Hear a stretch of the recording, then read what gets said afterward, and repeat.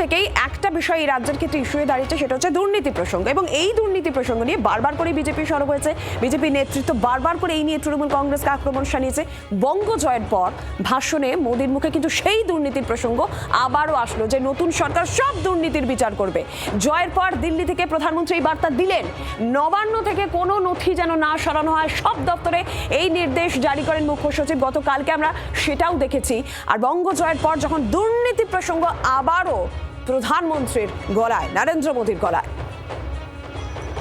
बंगाल के भाग्य में आज से एक नया अध्याय जुड़ गया है। बंगाल भय मुक्त हुआ है, विकास के भरोसे से युक्त हुआ है। बांग्लाয় পরিবর্তন হয়ে গেছে।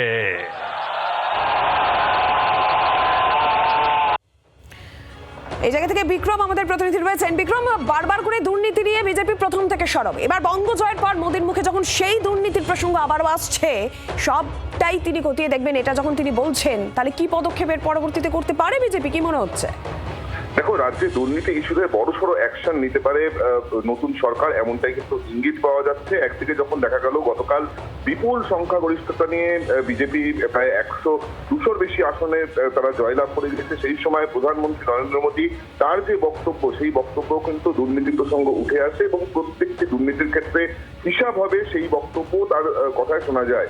তার পাশাপাশি যেটা দেখা যায় যে রাজ্যের মুখ্য সচিব তিনি একটি নোটিফিকেশন করেন, যেখানে বলা হয় যে নবান্ন থেকে বা কোনো সরকারি পাইপ যাতে চুরি না করতে পারা যায়, যাতে কোনো রকম ভাবে যাতে পুড়িয়ে না ফেলা হয়, সেই বিষয়টাকে নিশ্চিত করতে হবে। এই বার্তা কিন্তু মুখ্য সচিবের তরফ থেকেও দেওয়া হয়েছে। আমরা যে ভোটের আগেও কিন্তু বিভিন্ন যে জনসভাগুলি, সেখানে প্রধানমন্ত্রী কার্যত প্রত্যেকটি জনসভাতেই দুর্নীতি নিয়ে সরব হয়েছে এবং তিনি প্রত্যেকবারই বলেছেন তার কথায় যে হিসাব নেওয়া হবে।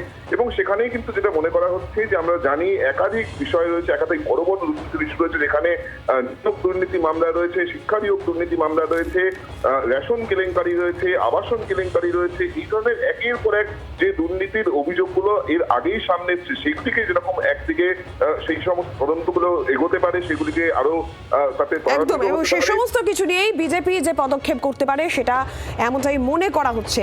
আমি একটু ঝন্টুদার কাছে আসি। ঝন্টুদা, একদিকে তো অবশ্যই দুর্নীতির প্রসঙ্গে একাধিক ইস্যু রয়েছে, যেটা মনে করা হচ্ছে তৃণমূলের এই বিপুলভাবে বিজেপির আশা এবং তৃণমূলের 1.5 দশক পর ক্ষমতা থেকে চলে যাওয়ার একটা বড় কারণ।